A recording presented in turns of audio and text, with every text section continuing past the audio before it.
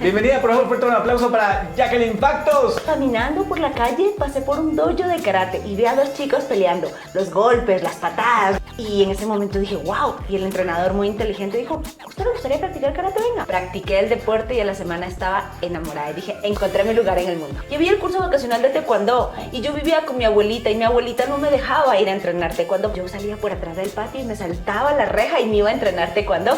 Pero cuando llegaba... Y ella estuvo ahí. Entonces me dio mucha alegría mirar atrás y decirle, mira, abuela, sí lo hicimos. La verdad es que yo creo que era el aferrarme a mi sueño con uñas y dientes. Yo lo tenía clarísimo, ¿sabes? Yo tenía que hacer lo que tuviera que hacer. Porque dije, Dios mío, mis rivales ya llevan 8 o 10 años. No tengo tiempo que perder. Yo tenía la llave de la puerta. Yo era la primera que llegaba y la última. Y lo ponía en la sala una silla y le decía a mi mamá, tenme la silla ahí para yo practicar mis pateos. Para yo romperte la silla a patada. Nosotros somos 3, yo soy la mayor de 3 hermanos y los 3 practicamos deporte de alto nivel en su momento. La verdad es que no éramos un extracto bajo, porque mi mamá era migrante, entonces ella estaba en Estados Unidos y nos ayudaba, pero sí éramos de estas familias que no estábamos unidas. Era muy grato de que mi papá, a pesar de toda esta situación de que estaba solo, era padre de 3 hijos, trabajaba en el taxi, llegaba en las noches a hacer ejercicio con nosotros. Logré quedar campeona panamericana y Alberto Spencer me premió. Y fui la primera medallista histórica en el karate ecuatoriano siendo juvenil, en sub-21, teniendo 20 años. Y cuando fui a Europa, y gané la primera medalla histórica en un Open de París, perdiéndome en el tren, viajando, cogiendo el bus incorrecto, no sabiendo muy bien inglés. Ni francés. Y nada, no, eso era horrible. Gané la primera medalla. En ese momento, con esa medalla en la noche, cuando volví al hotelito bien cuchitril, la miré y dije, los sueños sí se hacen realidad. Este va a ser el inicio de algo grande.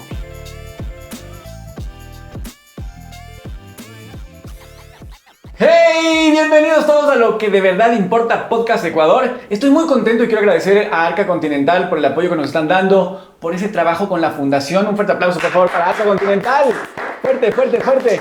Oigan, y decirles que hoy tenemos una mujer poderosa, una mujer que cuando pone una meta y pone ese ojo ahí, se cumple. Bienvenida, por favor, fuerte un aplauso para Jacqueline Factos. Gracias por estar con nosotros. Es un gusto enorme tenerte aquí. Y bueno, saluda a toda la gente que te está mirando. No, primero que todo, muchas gracias por la invitación. Para mí es un honor, de verdad, poder compartir un poco de la historia y de lo que hemos hecho en todos estos años, así que muchas gracias. Me encanta. Yo siempre voy al pasado, a ese inicio, cuando tú dijiste un día, creo que voy por el karate. ¿Qué pasó y qué edad tenías?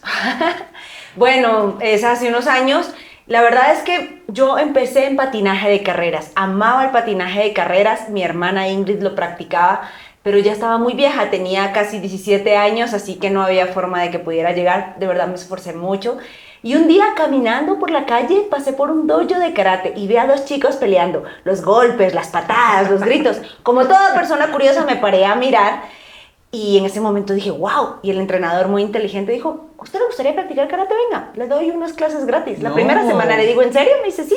¡Qué hermoso! Bienvenida, Jackie. Y ustedes saben en casa que en este podcast estamos buscando contar historias que nos inspiren, que nos hagan ver nuestras vidas reflejadas también, pero con esa esperanza de alcanzar las metas. Y Jackie, así que, ¿cómo te enamoras de este deporte? ¿Cómo empieza ese primer que tú dices, me gusta esto? Bueno, yo tenía algo claro, yo quería ser buena en el deporte, amaba todos los deportes, rodé por varios, fútbol, atletismo, levantamiento de pesas, hasta que un día pasé por un dojo y vi a dos chicos haciendo combates, los gritos, las patadas, y me paré a mirar, obviamente me llamó mucho la atención, y el entrenador en ese momento me dijo, venga, le doy una semana gratis para que pruebe. Practiqué el deporte y a la semana estaba enamorada, y dije, encontré mi lugar en el mundo. ¡Qué hermoso! ¿Qué edad tenías? 18 años. 18 años.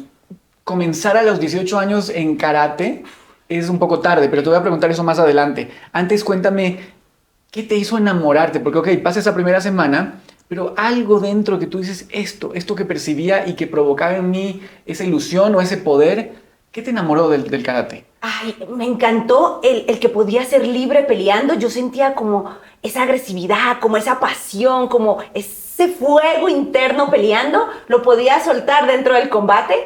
Y estaba muy bien porque me ayudaba un montón para ganar las peleas. Entonces fue eso, fue esa pasión y ese fuego al que le di rienda suelta. Me encanta. Estás hablando mucho de que te llaman la atención estos golpes o estos gritos y que eso encendía algo en ti. ¿Pero crees que está anclado en algo de tu niñez o en algo de tu...? Porque además lo dices muy feliz. Algo que podría ser para otro traumático. Para ti es como, me gustan los golpes. Sí, me encanta. Yo creo que desde siempre fui muy apasionada por los deportes y aquí viene algo triste de mi infancia. Cuando yo tenía 10 años había el curso vacacional, como todas las vacaciones, y había el curso vacacional de taekwondo. Y yo vivía con mi abuelita y mi abuelita no me dejaba ir a entrenar taekwondo porque decía que era solo para hombres y que era marimacha, así practicaba eso. Entonces yo salía por atrás del patio y me saltaba la reja y me iba a entrenar taekwondo. Pero cuando llegaba... Entonces faltaba mucho a las clases de taekwondo. Al final del curso vacacional, los de taekwondo hicieron una exhibición en el Coliseo del Pueblo donde había combates y todo, y yo estaba lista para entrar y el profesor, lo recuerdo como ahora, me dijo, no, lo siento Jackie, tú faltaste a muchas clases y no pudiste, no puedes hacer la exhibición, y tuve que verla sentada desde las gradas. No puedo creer. ¿Le guardas algo de rencor a tu abuelita o algo así?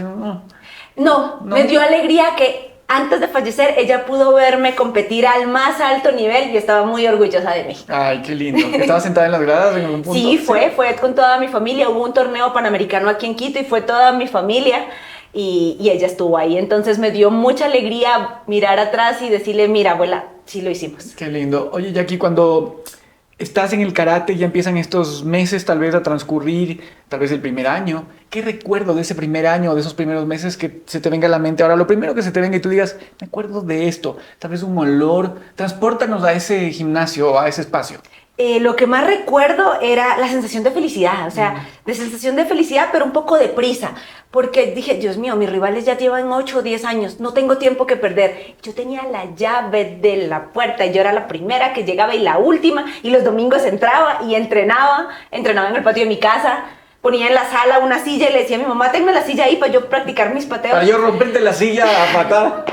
El punto era que tenía algo claro. Ya había encontrado mi lugar en el mundo, pero no tenía tiempo que perder porque ya había perdido 8 o 10 años. Espérame, eso me llama la atención. ¿Por qué habías perdido 8 o 10 años? Porque mis rivales empezaron karate a los 6, 8 años. Y cuando yo empiezo karate a los 18, pues todas mis rivales eran cinturones negros. Y yo les preguntaba, ¿cuánto tiempo llevas entrenando? Y me decían, 8 años, 10 años, soy cinturón negro. ¿Y tú? Yo cinturón amarillo.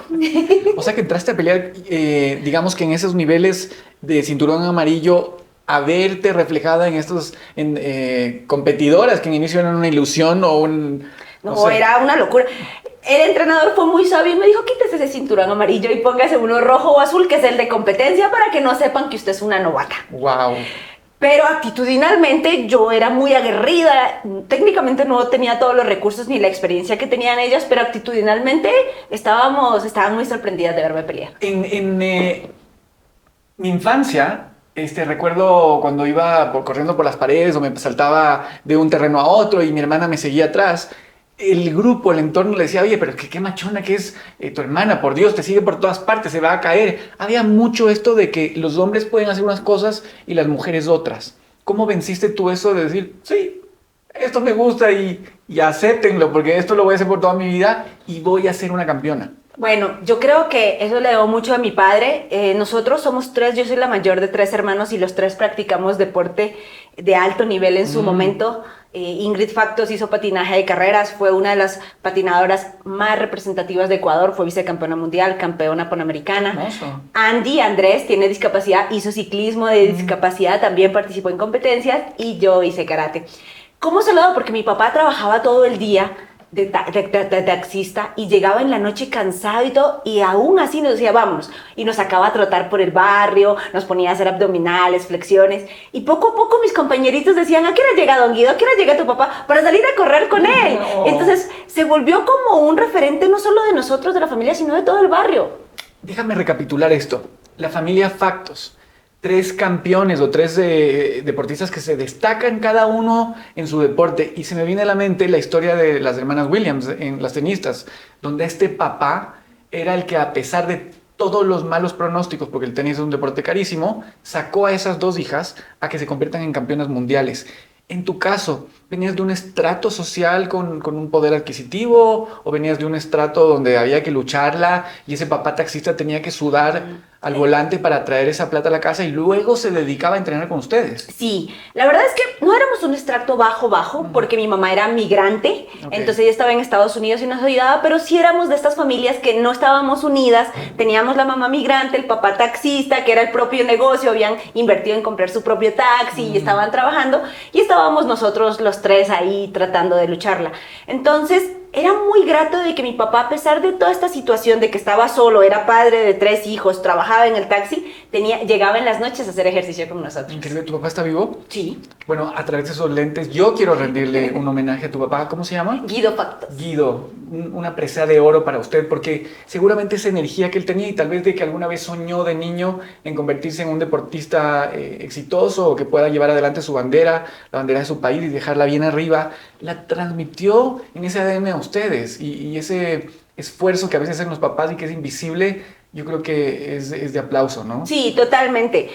A los inicios fue gracias a mi padre, quien nos iba a llevar al entrenamiento, nos recogía y cuando nos recogía recuerdo que decía, para en la panadería les compré pan de banano para después del entrenamiento porque salíamos muy cansadas y comíamos nuestro pan de banano y nos íbamos caminando a veces a la casa. Entonces fue gracias a él que nosotros estamos hoy por hoy en el deporte. Bueno, realmente lo que nos has contado hasta el momento ha sido increíble. Quiero que me sigas contando qué pasó después en esos años donde ya viste que podías llegar a un nivel de competencia, pero eso lo vamos a hacer en los siguientes bloques, así que póngale mucha atención.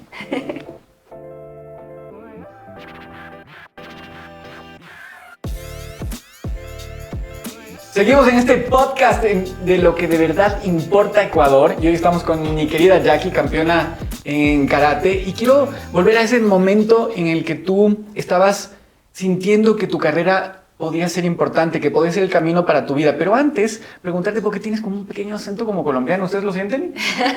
Bueno, yo soy ecuatoriana, quiteña. Mi madre es colombiana de Cali, mi padre es ecuatoriano. Yo nací aquí, viví muchos años, pero en la adolescencia me fui a Cali, que fue donde empecé el karate, donde empezamos el patinaje, donde empezamos un poco el deporte. Cuando yo empiezo el deporte, el karate, en Colombia, pues ya empiezo muy vieja, y la Federación de Colombia, en ese momento, palabras textuales, dice, no, Factos no tiene potencial, No puedo creer. Factos no va a llegar. Entonces yo estuve muy ¿Cuánto triste. tiempo ya venías entrenando hasta ese no y se te cierra esa puerta? Como un año Ok. y medio. Había un campeonato sudamericano aquí en Guayaquil, aquí en Ecuador, en Guayaquil, y yo quería representar a Colombia, y no se pudo, dijeron que no tenía potencial. Yo dije, bueno, me voy. Como tengo nacionalidad ecuatoriana, Tengo toda mi familia acá en Ecuador y vine a pasar unos meses aquí en Ecuador de vacaciones, y en medio de eso le digo a mi tío, llévame a entrenar, yo quiero entrenar. Dice, vamos, te llevo a la concentración para que empieces a entrenar. Y yo ya empaqué el uniforme y todo, y llego ese día a la concentración deportiva de Pichincha, que ha sido mi casa durante estos 15 años de carrera. Y les digo, mira, yo quiero entrenar y soy ecuatoriana. Y dice, sí, ven mañana. Le digo, no, yo tengo mi uniforme aquí, ¿puedo empezar ahora? No. Claro, yo lo tenía ahí Qué mismo. buena actitud. No había tiempo que perder. Ese mismo día me cambié y entré. voy con 8 años de retraso. Sí, no podía perder más días. Es ahora. Y ahí empiezo a entrenar en concentración y bueno, la historia cambia. Deciden ofrecerme una beca, ayuda para mis estudios. ¿Ya a nivel gubernamental o a nivel provincial? A nivel provincial, A nivel provincial. la institución. Ok, entonces ya entras, digamos, como a ser una deportista de la provincia. Sí, pero en el primer torneo recuerdo que voy a inscribirme y la secretaria me dice, no, mija, es solo para ecuatorianos. Y tú así. Entonces yo cojo y le digo, aquí está mi cédula, yo soy ecuatoriana. Obvio. Entonces, bueno, Padre participo, ecuatoriano. gano el provincial, gano el nacional, y ahí es que me ofrecen esta ayuda provincial para ser de la selección de Pichincha. Pero había una condición, tenía que mudarme y dejar a mi familia en Colombia, Wow. con 19 años. ¿Cómo fue eso? Fue súper duro, pero lo decidí, dije, ¿cuándo necesita que esté aquí? Llegué a la casa, volví a Colombia, empaqué las cosas, como digo yo, 3 trapitos, y arranqué para ¿Y en acá. casa cómo te veían? Era como... Fue durísimo, a mi papá le dolió muchísimo, a mi mamá también. Yo era la mayor de la casa, yo era la que sustentaba y muchas veces hacía el papel de madre con mis hermanos. La figura materna de alguna forma. Porque mi madre era migrante Claro. y tenía que trabajar y todo eso. Entonces a mi papá le dolió muchísimo, a mi hermana menor, pero era mi sueño, era parte de eso, y si Ecuador me daba la oportunidad, no la iba a desaprovechar. Oye, Jackie dice con una sonrisa lo que para muchos de nosotros sería un gran problema. Y creo que esa actitud también es parte del que seas campeona. Y es que cuentas y relatas cosas que a cualquiera le movería el piso en un tema de decidir, no me voy, me quedo con mi familia. Sí, fue durísimo. Yo recuerdo que yo llegué al terminal con mi maleta, tenía 2 peluches y 3 trapitos, literal. Un primo me dio posada unas semanas y luego yo renté un departamento por allá, por el Puente 8, lejos, un cuartico, y ahí vivía sola. Pero sí fue muy duro. Llamaba llorando a mi papá. Y mi papá me decía, regrésate. Y yo, no, solo llamé a saludar. Pero sí fue una etapa difícil. ¡Qué carácter de heroína, Dios mío! Ok, ahora sí, vámonos a ese entrenamiento. Volvamos al entrenamiento. Encontraste ya un lugar, la provincia te encontró, que fue un descubrimiento increíble. Y desde ahí hasta que llegaste a tu primera pelea ya por un campeonato panamericano o un sudamericano. Fue un campeonato panamericano juvenil cuando yo tenía 20 años. Llevaba apenas 2 años entrenando. Increíble. Y ya fue en Uruguay el campeonato panamericano y logré quedar campeona panamericana y Alberto Spencer me premió. No puedo creer. Tengo fotos de eso. Alberto Spencer estaba de embajador en Uruguay. Es que me da escalofrío solo escucharte. Él fue a ver a ese evento y fui la primera medallista histórica en el karate ecuatoriano siendo juvenil, en sub-21, teniendo 20 años. Miren esto, se igualó esos 8 años que tenía de retraso, entre comillas. Tú ya venías adelantada en el espíritu. ¿Te igualaste qué? ¿En 1 año y medio o en 2 años? En 2 años casi. Para que llegues al nivel de ganar ya un sudamericano. O sea, de competir con la gente que había empezado a los 8 o 10 años. No, es que me da mucho escalofrío. Bueno, has sido campeona panamericana, sudamericana. ¿Cuál ha sido el logro más significativo para ti? El que tú dices, no sé, voy a contar algo en otro campo y en otra cosa, pero yo creo que para mí el Ángel de Piedra marcó un poco el destino de mi carrera. Ay, es un poco difícil escoger uno. Les voy a decir 2. Ok. El primero fue cuando, esa es otra pequeña historia, decido irme a Europa gastándome todos los ahorros y gastando todo lo que tenía. Mi papá casi se muere. ¿Pero en cuándo? ¿En dónde? ¿En qué momento de esa etapa? Ya llevaba unos años entrenando, ya era campeona panamericana juvenil. Ok. Pero el pez crece de acuerdo a la pecera. Ya el continente y el país me estaba quedando pequeño. ¿Quién te asesora eso? ¿Tú tienes una voz o alguien por atrás que te dice, bueno, hora de moverse, señorita? No, yo tenía muy claro y dije, me tengo que ir a Europa. Y me acuerdo que yo de lo que me pagaban de mi beca y yo trabajaba también dando clases y por ahí, yo había ahorrado casi $5,000. Ok. Y mi papá me dice, pero mija, eso cómprese un carrito o dele la entrada de la casa. Y le dije, no, yo me voy para Europa. 3 meses a entrenar. ¡Qué rebelde, Jackie! Y recuerdo que mi mejor amiga me dijo así, palabras textuales, cariño, pero ¿y si te va mal y lo pierdes todo? No sé.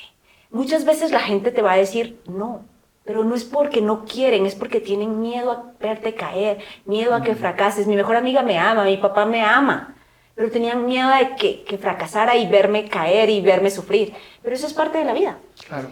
Y entonces yo les dije, no, yo me voy. Y cuando fui a Europa y gané la primera medalla histórica en un Open de París, perdiéndome en el tren, viajando, cogiendo el bus incorrecto, no sabiendo muy bien inglés. ¿Ni francés? No, eso fue horrible. Gané la primera medalla. En ese momento, con esa medalla en la noche, cuando volví al hotelito bien cuchitril, la miré y dije, los sueños sí se hacen realidad. Este va a ser el inicio de algo grande. Y me acuerdo que me comí un sándwich porque no había para comida muy buena. Me comí un sándwich con un jugo y con mi medalla en el cuello. Ese día me di cuenta. Creo que todos tenemos a esa voz interior que nos dice, puede ser Dios, puede ser lo que uno crea, pero que a veces la callamos un poco, o no la escuchamos, o nos acostumbramos a silencio, y escucho allá, y escucho por allá, y escucho, y termina siendo a veces un poco un desastre. ¿Tienes esa voz interior? Aquí, ¿qué escuchas? ¿De qué te dejas guiar? De mí, de lo que siento, de lo que quiero. En la familia y en el círculo social tengo fama de muy terca y testaruda y obstinada, pero al final me han dicho que tengo muy buena intuición. He apostado por mí, me la he jugado por mí siempre y creo que eso ha sido clave. Esos $5,000 después de un tiempo los recuperé porque ingresé a un plan de alto rendimiento donde me pagaban mensualmente, donde me cubrían todo, donde ya no tenía que hacer más sacrificios, pero la clave fue apostar todo y yo lo tenía todo, los 5,000 por mí. ¿Con cuánto regresaste? Aparte de con la medalla, obviamente. No, regresé sin nada después. Es como arañando. Pero regresé siendo otra. Siendo otra. Me di cuenta cómo peleaban los europeos, cómo pensaban, que los latinos teníamos mucho corazón, pero no pensábamos mucho, y empecé a integrar un poco más el combate más estratégico, más táctico, y mi carrera fue en ascenso desde ese momento. Quiero decirte una cosa, la entrevista está tan rica y tan fluida que seteamos unas preguntas normalmente. De hecho, tenemos una pantalla atrás donde están algunas de las preguntas, y para mí ha sido tan orgánica esta entrevista que estoy contigo y pienso en lo que debería preguntarte, y regreso ahora a la pantalla y está precisamente la pregunta que debería hacer, y esa está relacionada ahorita con la disciplina. Una cosa es la voz interior, el ser terca a veces, y la otra, que ya encuentres eso que los europeos sí tienen, que es una disciplina del entrenamiento, del horario, de levantarte. ¿Cómo manejaste tú la disciplina donde aquí somos muy corazón y muy latinos, y yo sí puedo y que voy a la fiesta, pero sí llego? ¿Cómo te manejas en esa disciplina sudamericana, pero que tenía que conquistar esos dojos mundiales? Claro. La verdad es que yo creo que era el aferrarme a mi sueño con uñas y dientes. Yo lo tenía clarísimo, ¿sabes? Yo tenía que hacer lo que tuviera que hacer. Créeme que si en ese momento me decían, párate de cabeza ahí, que con eso logras mejorar tu rendimiento, yo me paraba. Come esto, yo lo comía. Estaba tan aferrada a lograrlo que hacía lo que fuera necesario para llegar. Así que créeme que decirle que no a la familia, a las fiestas, a los compartires, no fue sacrificado, fue bastante fácil porque tenía muy claro lo que quería. ¿Han visto esos gatitos asiáticos que mueven la patita y que te traen suerte? Yo tendría una Jackie de la suerte, porque qué energía, Dios mío, es como, contágiame. Oye, ¿alguna vez pensaste en que ya se había perdido todo y que la única opción era rendirse? Sí, hubo momentos, no lo voy a negar, no, la carrera no ha sido perfecta. Obviamente por cada victoria ha habido más de 10 derrotas. Y hubo un año en el que trabajé muy duro, de verdad. Combinaba los estudios con el entrenamiento. Entonces yo estudiaba en la ESPE de 7 a 2 de la tarde. Entonces tenía que entrenar de 4:30 a 6 de la mañana. Yo me levantaba a 3:50. Y estudiaba, entrenaba, llegaba a las 2, comía, me echaba una pequeña siesta y a las 4 volvía a entrenar. Y ese año fue muy duro y fui a todos los torneos y quedé segunda. En todas las finales las perdí. Qué frustrante. Sí, llegué y le dije a mi entrenador, ¿sabe qué? Esto no es para mí. Pero yo creo que era un momento de pataleta. Sí, no, esto no es para mí. Yo lo di todo y quedé segunda en todo y yo no sirvo para ser segunda. Y él muy risueño me dijo, sí, ándate, nos vemos en 15 días. Le dije, no voy a volver. Ya nos vemos. Y me fui. Bueno, a los 8 días estaba yo de vuelta. No me detengas. Sí, ya no me hace reír. A los 8 días estaba yo de vuelta con mi uniforme. Ya estoy lista para volver. Oye, estaba acordándome ahora de estos videos de los amigos de Messi o de los amigos de Cristiano Ronaldo o de los amigos de cualquier deportista que se ha destacado, y siempre hablan de que se quedaba más tiempo en el gimnasio o entrenaba más temprano en el gimnasio o hacía más de 2000 tiros extras de lo que nosotros hacíamos, y siento que en tu caso es igual. Llegabas más temprano, entrenas más duro, duermes lo que tienes que dormir, comes lo que tienes que comer, pero luego estás metida en el entrenamiento. Y esto en la pretemporada y en la temporada y después en las competencias. No sé si se dice así, sí. La etapa de entrenamiento.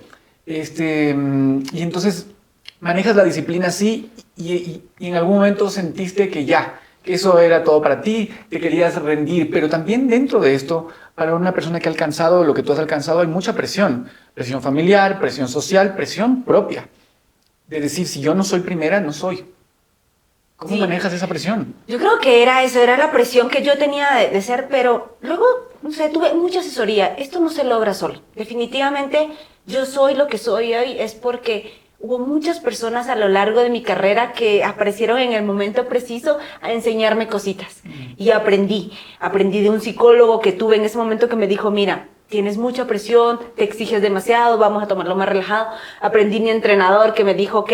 Aprendí de mi mejor amiga que me dijo, relájate un poquito más, cariño, de vez en cuando vamos a salir y vamos a distraernos y luego vuelves con más energía. Aprendí de ex deportistas, otros compañeros y fui dichosa y afortunada de haber tomado cada cosa correcta en su momento, que hizo que las cosas fluyeran un poco más. En esta relación que tienes con otros deportistas y en esta parte psicológica, que yo creo que el Ecuador hizo un cambio hace algunos años, tal vez comenzó con el fútbol y con esa etapa donde no ganábamos nada y todo el Ecuador frustrado porque veníamos de una goleada tras otra. Esto para hacerle un símil con el fútbol, que creo que es una cosa que nos conecta a todos, pero creo que de a poco otros deportistas como tú nos han enseñado que somos buenos en muchas más cosas que en solo un deporte. Que somos buenos también en mantener una psicología fuerte para decir, no solamente voy a llegar a un equipo grande o no solamente voy a llegar a ese campeonato grande, sino que voy a ser el campeón de esa disciplina. Y yo creo que eso es un ejemplo que también se ha empezado a irradiar en la región, de que Ecuador empiece a poner sus banderas en todas las finales, con un Jefferson, con un niño Moy, contigo en karate, con chicos en patinaje. ¿Qué crees que ha pasado dentro de esa psicología que le hizo al ecuatoriano de pronto decir, oye, me voy a comer el mundo? Y ya verán. Sí, totalmente. Hubo un cambio y yo creo que es generacional, asesoría, el deporte de Ecuador empezó a crecer, porque yo escuché y lo viví. Poco a poco Ecuador cambia, va creciendo, se va dando cuenta de que no somos el pequeño país, no solo en territorio, sino que su gente es muy grande. Somos un país pequeño que mucha gente no sabe dónde estábamos. Cuando yo empecé a salir, una chica de Croacia me dice, sí, Ecuador, África. Así, esa misma cara hice yo. Y tuve que mostrarle dónde estaba Ecuador. Les estoy hablando en el 2011, no lo conocía, no sabía dónde estábamos ubicados. Poco a poco, deportistas van sacando la cara, van demostrando que nosotros, de corazón, de hambre, de ganas, de voluntad, somos muy grandes. Y cientos de deportistas lo están demostrando en lucha, en patinaje, bicicross, ciclismo, marcha, pesas, karate. Y hoy por hoy Ecuador es un país muy representado y muy respetado. Me encanta lo que dices. Voy a quedarme con esta palabra. Somos muy grandes. Yo viví en Inglaterra en el 2000 y era la misma relación. No, Ecuador, lo chiquito, ¿dónde está Ecuador? No, sí. Creo que nos ubicaban por las Galápagos. Y hay que decir que Ecuador en extensión, comparado con Colombia y con Perú, parece pequeño. Pero es más grande que Inglaterra. Ecuador en extensión es más grande que Inglaterra. Y ahora tenemos deportistas y una mentalidad muchísimo más grande y eso me encanta. Vamos a hacer una pequeña pausa, pero en el siguiente bloque seguimos conversando del presente, de estas competencias que te han traído nuevas medallas y también un prestigio muy grande en el karate y para Ecuador. Ya volvemos.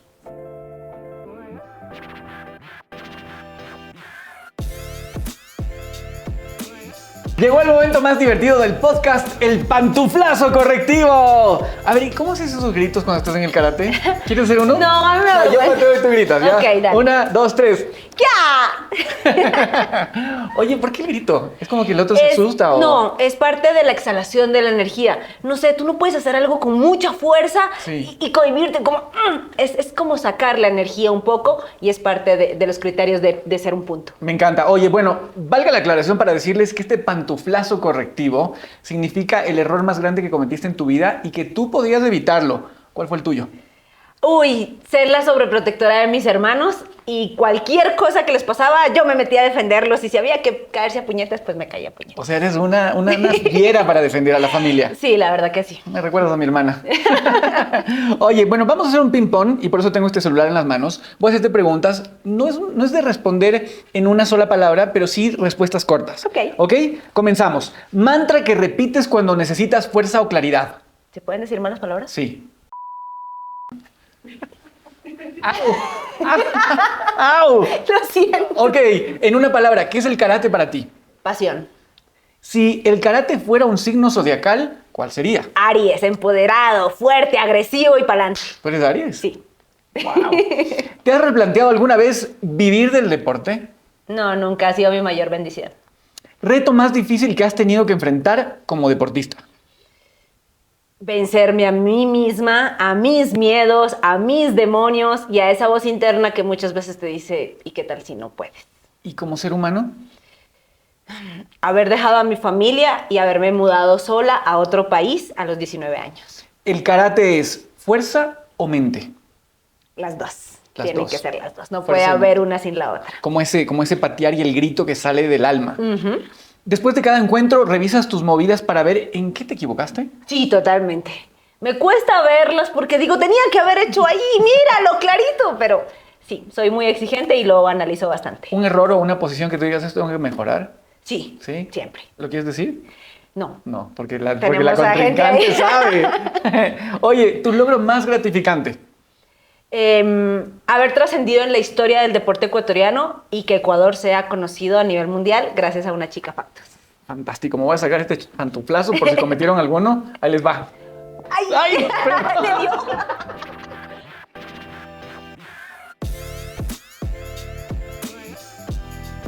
Seguimos muy felices en lo que de verdad importa Podcast Ecuador. Estamos con la gran campeona Jackie Factos y hemos tenido una conversación muy, pero muy linda. Jackie, gracias por estar aquí, de verdad es un honor. No, gracias a ustedes, la he pasado genial, me he divertido, he contado historias, he recordado mucho y eso es muy grato porque ese sentimiento vuelve a estar como muy fresco ahí. Para nosotros también. Hay 3 palabras que me llaman mucho la atención dentro del karate: respeto, humildad, autocontrol. ¿Con cuál de esas te identificas? Yo creo que las 3. El karate, desde lo primero que nos enseñan es que es un arte marcial, pero que solo se debe usar para defensa. Entonces, ese es el autocontrol. Y luego el respeto y la humildad, yo creo que ha sido clave a lo largo de mis años porque me ha mantenido con los pies en la tierra. O sea, sabiendo que hemos logrado cosas muy buenas, pero que todavía podemos lograr más y que tenemos que estar agradecidos por lo que tenemos. Qué hermosa forma de pensar. Cuando pienso en el autocontrol, que es una de las características que creo que a todos nos fallan en algún momento, porque así se inician peleas dentro del matrimonio, o peleas con la pareja, o problemas en el trabajo, y es como, ¿por qué abrí la boca? ¿Por qué no me quedé callado? Y está muy cerca de decir, ok, voy a controlar y voy a filtrar lo que voy a decir para no tirar la bomba atómica y que esto funcione. Dentro del karate, ¿cómo interpretas físicamente el autocontrol? Te están pegando, te están golpeando. ¿Cómo te autocontrolas? Es complicado porque a veces, como en todo deporte de élite, el rival tiene sus artimañas y a veces busca sacarte de casillas. O sea, te pega, se ríe, te jala, te hace movimientos que el juez no ve y uno dice, ¡hey, está jalándome! Entonces, ahí viene el autocontrol, en saber que él está buscando provocarme, pero yo no puedo caer en esa provocación donde puedo perder un combate y todos los meses de preparación. Increíble, claro, porque a pesar de que estás tal vez con algún tipo de dolor físico, a propósito de esto, ¿has tenido algún dolor que tú digas, ese dolor sí que me tocó controlarlo para poder ganar esa pelea? Sí, ha habido combates donde me han pegado. Una vez tuve una fisura en la nariz y era muy difícil porque no podía respirar y la nariz estaba hinchada y había sangre y era maluco. Entonces tenía que respirar por la boca y fue maluco, pero pudimos controlarlo, mantener el enfoque y ahí viene la parte mental que yo creo que es muy importante. Todos estamos preparados física y técnicamente muy, muy parejos. Hoy en día nadie inventa el agua tibia ya con el entrenamiento, pero el que está más preparado aquí es el que marca la diferencia. Dentro del karate, no había pensado en esto, puede haber golpes que de verdad te fracturen o te dañen severamente. ¿Cuánto dura un combate? 3 minutos. 3 minutos. En 3 minutos, después de un golpe fuerte como ese, que te rompe la nariz, que te inflama, que te sale sangre, el autocontrol, pero también la técnica, también cuidar que no te vuelvan a dar otra patada en la cara. ¿Cómo piensas tan rápido en solo esos segundos? Bueno, primero el karate no es un deporte de full contacto, hay que aclarar, es un deporte semicontacto. Nosotros no buscamos noquear al oponente, ni lastimarlo, ni romperle nada. Si pasa eso es accidentalmente. Y bueno, somos un deporte de contacto, los dos estamos peleando, queremos ganar y los accidentes pasan. Son varios combates, no es uno solo. Uno es la primera ronda, tienes que hacer hasta 5 rondas en un mismo día. Entonces serían 3 minutos por 5. Sí. Eso sería el tiempo total de que tendrías que pelear, pero alargado, digamos, en una mañana o en una media mañana. En una mañana y en la tarde, digamos, la semifinal y final. Ok, qué Entonces, interesante. Peleas en la mañana, descansas un poquito y en la tarde vuelves y peleas. Hay miles de niñas que te están viendo a través de esas cámaras y que sueñan con llegar a ser héroes para un país, con llegar a ser sus propias heroínas y te están mirando como un ejemplo. ¿Qué les dirías? Lo primero que yo les diría, que me dije a mí misma cuando tenía 18 años, es que si quiero hacer algo, lo voy a hacer con todo el corazón y quería hacerla mejor.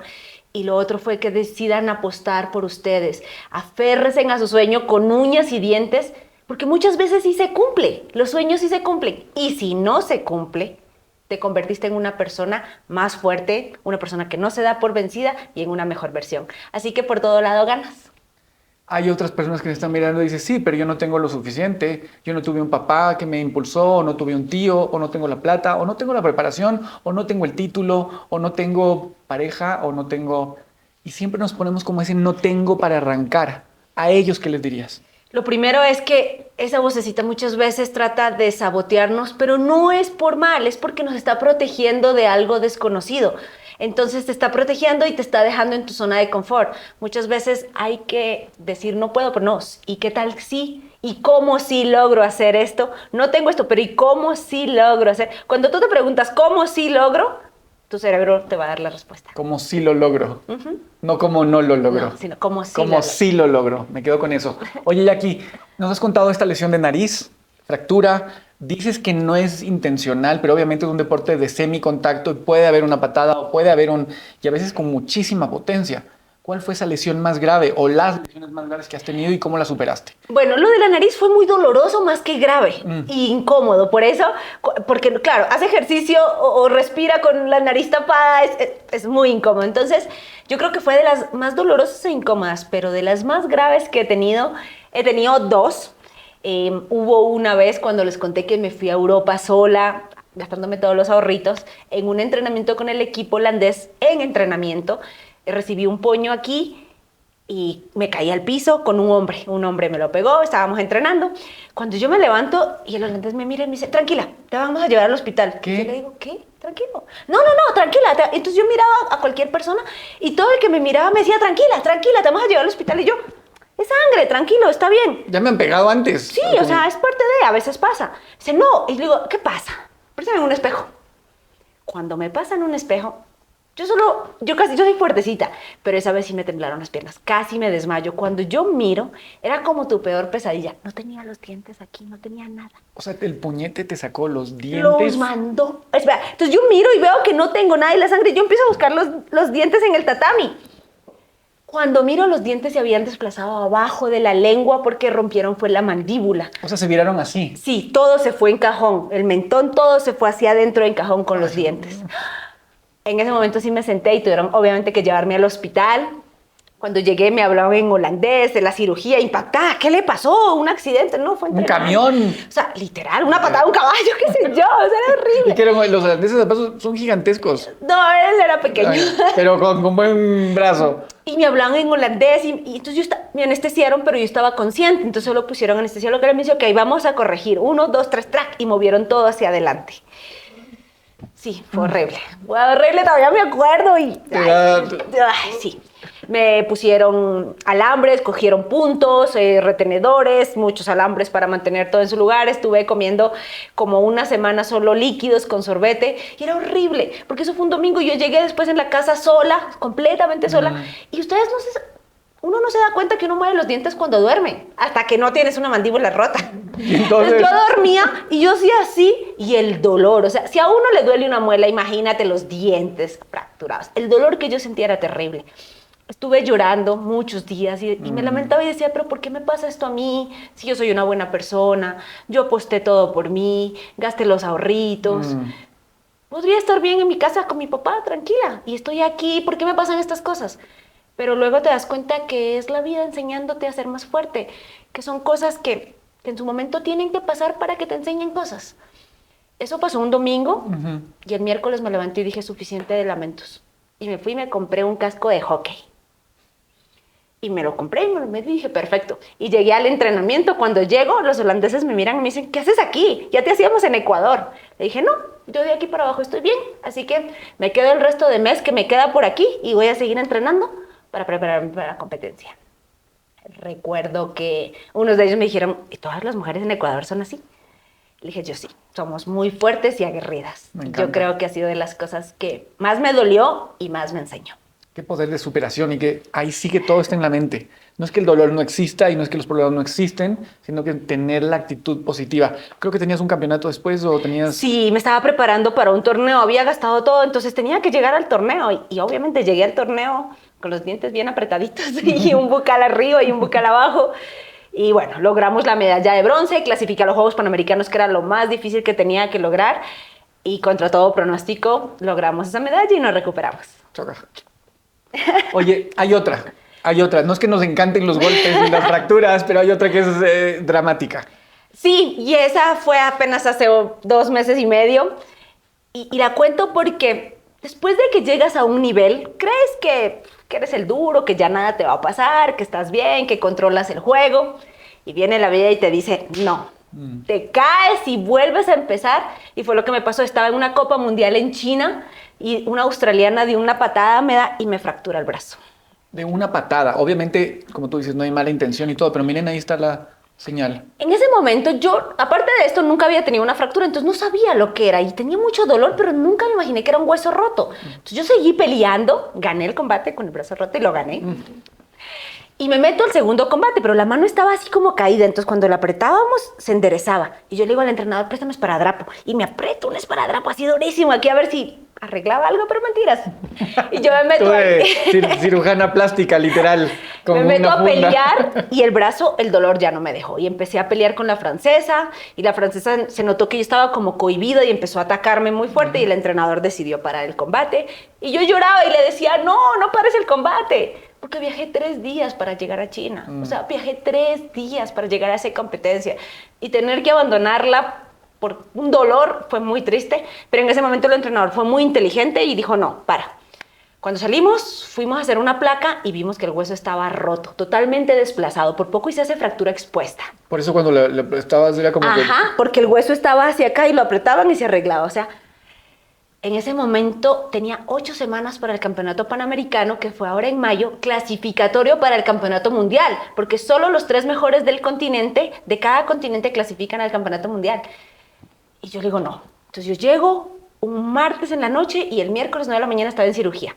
Un cirujano espectacular, al cual siempre le voy a estar muy agradecida. Doctora Alegría, gracias. Le digo, Doc, ¿usted cree que lo logramos en 8 semanas? ¿Te operaron acá? Sí. Sí. No, en China no me iba a hacer operar.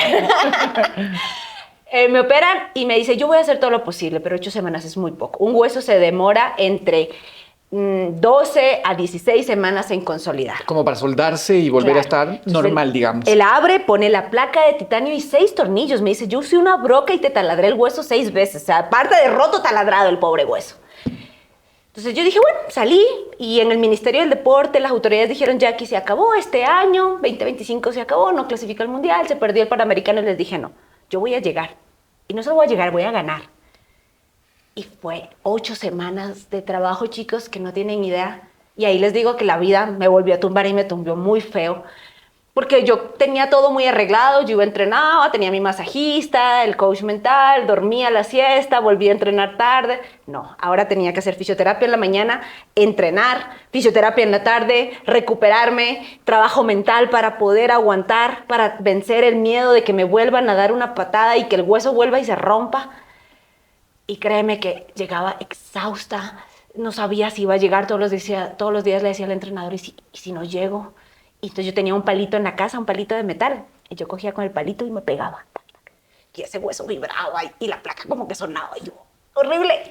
Pero prefería pegarme yo a que me pegue otra. Casi que nota musical en do. No, Dios mío. Pero es que ver es de película, Jackie. Ay, créeme que ha sido de las cosas más difíciles, porque estaba cansada del entrenamiento físicamente y adolorida, y tenía que recuperarme en tiempo récord otra vez para volver a ganar la confianza. Y yo no sabía que podía ser tan fuerte después de 15 años de carrera como lo volví a hacer ahora.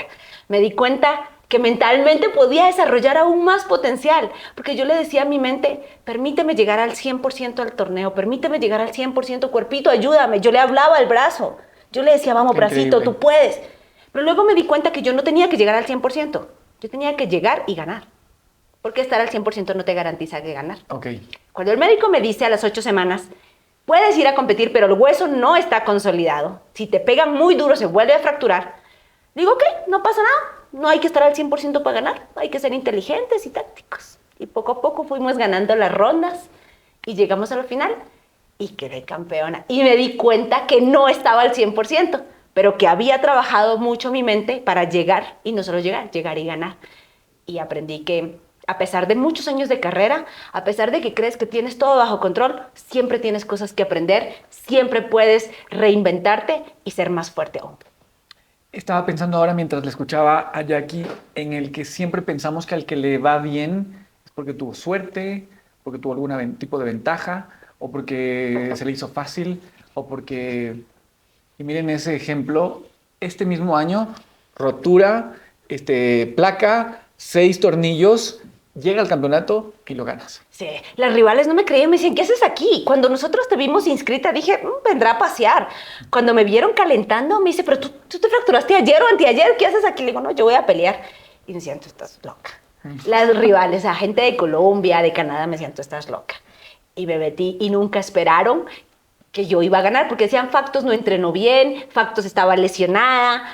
Pero yo tenía tan claro todo lo que tenía que hacer, tenía tanta convicción que el brazo, créeme que si ya me lancé al charco, como digo yo, me lo lanzo con todo, no a medias. Ya el brazo no me importó. Y entramos y gracias a Dios el brazo salió intacto. Qué bien, le aplaudimos. Sí, le aplaudimos en casa igual. Oye, Jackie, ¿para qué te estás preparando? Bueno, gané el campeonato panamericano. El campeonato panamericano, para que hagan una referencia, es como la Copa América. Todo el continente, y yo lo he ganado por 7 veces a lo largo de mi carrera. Soy la única ecuatoriana en lograr 7 títulos continentales en categoría mayores. ¿Has ganado 7 veces una Copa América? Sí. ¿En karate? Sí.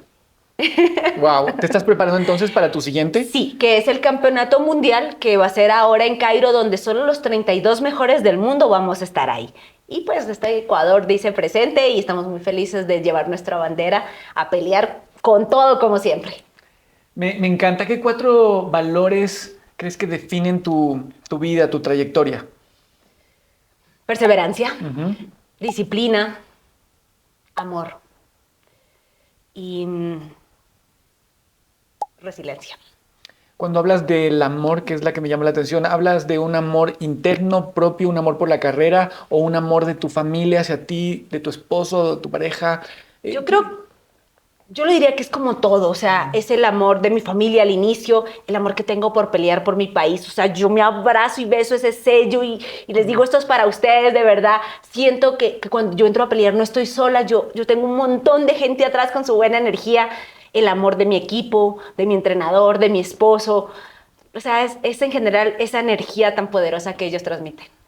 Y para ti, Jackie, creo que esta es la pregunta más importante de nuestro blog, ¿qué es lo que de verdad más importa? Yo diría que es vencerse a uno mismo, darte cuenta de que los límites que tenías estaban en tu cabeza, de que la vida te enseñó a chancletazos o a palazos, que puedes ser más fuerte, de que si te caes y no tienes otra opción, tienes que levantarte. Y hay un refrán que dice, no sabes lo fuerte que eres hasta que ser fuerte es tu única opción. Y yo creo que eso ha sido lo más trascendental, aparte de dejar mi nombre escrito en la historia del deporte ecuatoriano.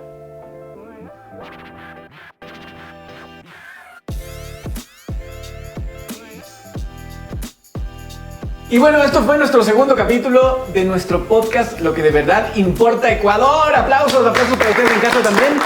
Decirles que por favor nos sigan en nuestras redes sociales porque estaremos entregando premios y tienen que estar atentos a los sorteos que estaremos haciendo gracias a Arca Continental. Tendremos un giveaway y muchísimas más sorpresas. Ahora sí, en resumen, Jackie, ¿qué es para ti lo que de verdad importa? La perseverancia en todo lo que hagas. Nos quedamos con esa palabra, la perseverancia. Y bueno, agradecerte muchísimo por habernos acompañado hoy. Vamos a estar muy pendientes de tus siguientes campeonatos. Piensa cuando estés antes de empezar que tienes a 18 millones de ecuatorianos en esa bandera y en ese escudo. Muchísimas gracias a ti por esta magnífica entrevista. Ha sido un tiempo genial. Me he disfrutado, me he gozado. He vuelto atrás en muchísimas cosas. Y me voy con muy buena energía y créeme que para el próximo evento, como siempre, lo dejaremos todo en el tatami. Nosotros también, y nos dejas ese mensaje de esperanza y de tener siempre una vida y un Ecuador mejor. Les queremos muchísimo. Nos vemos la próxima. Chao, chao, chao.